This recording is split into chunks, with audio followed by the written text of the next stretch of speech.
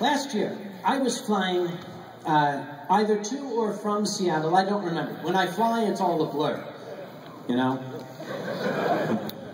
But they let me onto the plane.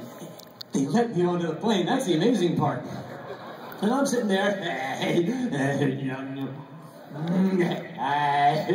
you get back. And I happened to glance up.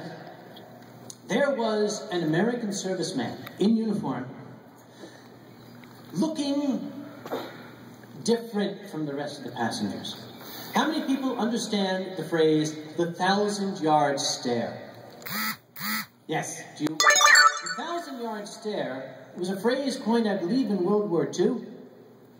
A soldier who has seen too much, who has been through too much, develops the 1,000-yard stare. He's looking, but not seeing. Furry convention chairmen get it too. So I'm familiar with it. I saw it right away. I could see that this soldier had had probably a very trying day, if you know what I mean. He didn't look like everything was roses and rainbows and unicorns for him that day. And immediately, that douchebaggery that I'm so famous for kind of faded away, and I went, ooh. So, I said, excuse me, soldier. And he snapped to, and he looked down at me, and I said, where are you seated? He said, I'm 15E. 15E is one of these seats, back there in the middle, one of those middle seats. You know, where you have like a fat Russian and a pregnant lady on this side, where you sit like this. I said, suppose I send a drink back your way. I think you've earned it. And he immediately goes, yes, sir. Sir, I like it. So he went on back his way, and I was sitting there thinking about it, swirling my drink. The plane took off, got up to cruising altitude, and the flight attendant came by. He said, can I get you something, sir? Another drink, blowjob, something like that? I said, yes, you can do something for me. There is a serviceman.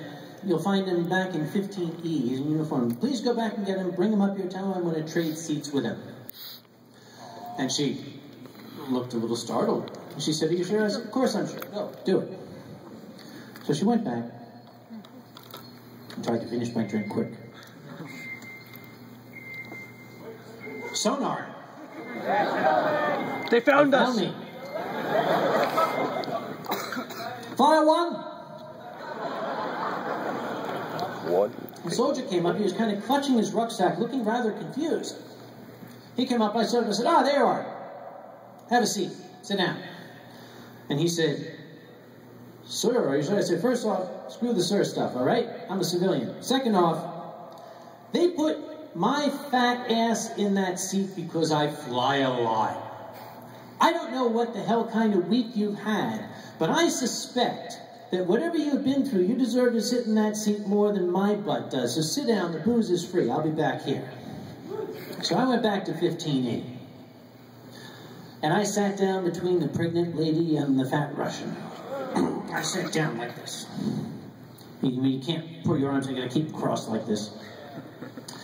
And everyone was saying, that's a wonderful thing that you did. And I said, yeah, because where I come from, support our troops is something more than just a slogan on a Chinese-made bumper sticker, okay? And it's true, it's true. But a couple minutes later, the flight attendant showed up past the curtain. She had a tray with the first-class meal and a bottle of the first-class wine. And all the way home from Seattle, she kept that glass full for me. Everybody wins.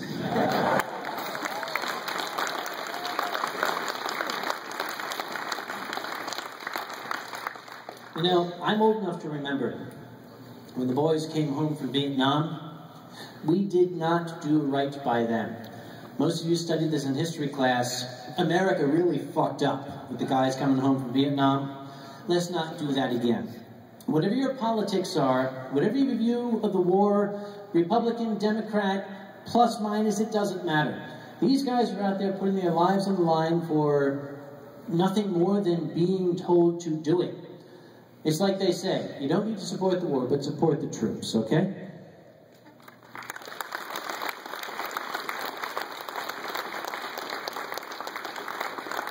Put my hat on my nose, that kind of sucks. Why is everybody here?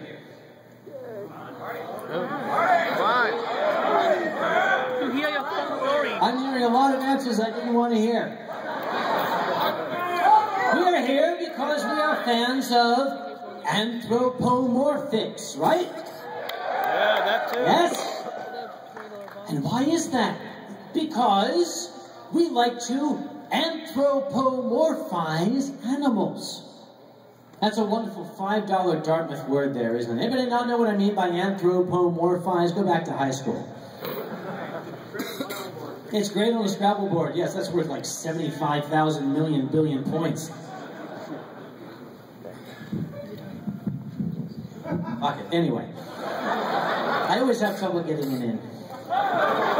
It's because of the thickness.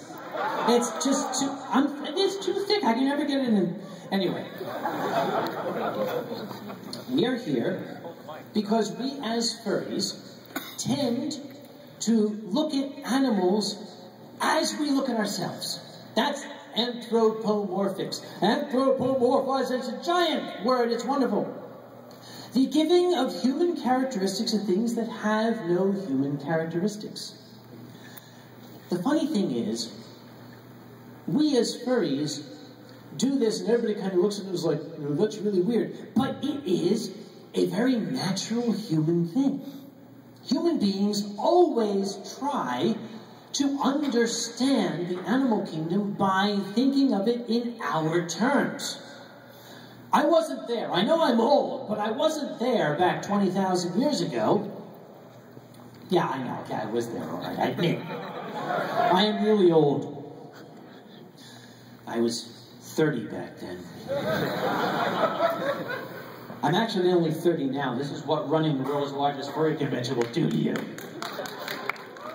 And so if you didn't know, I'm the guy in charge of Anthrocon.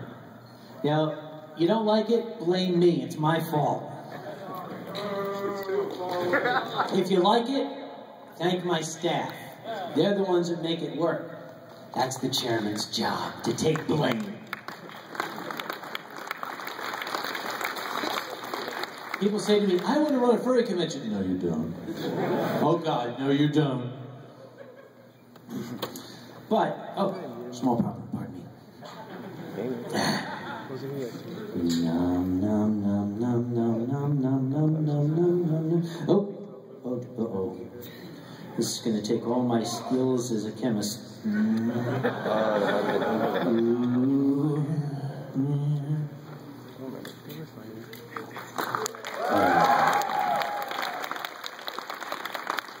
And the bottle is still standing.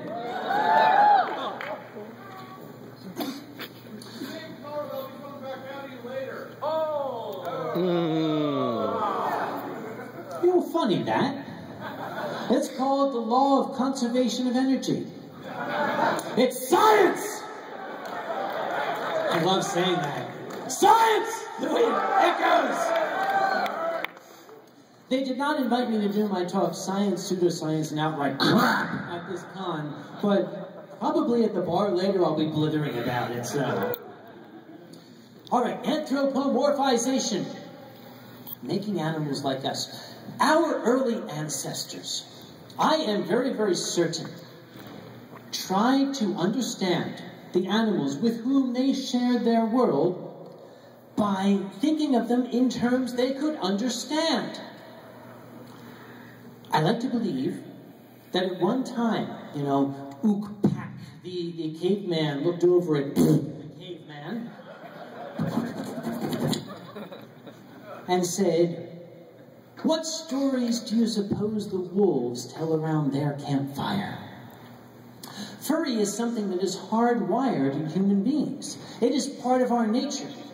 We always look at animals and try to picture them thinking like us. How many people here have cats? How many people here talk to their cats? How many people here think the cats...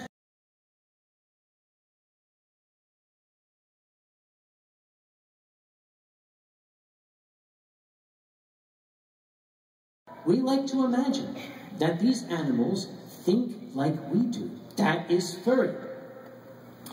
I had the tremendous honor of being a friend to some folks who live down in Oakland. Am I going blind?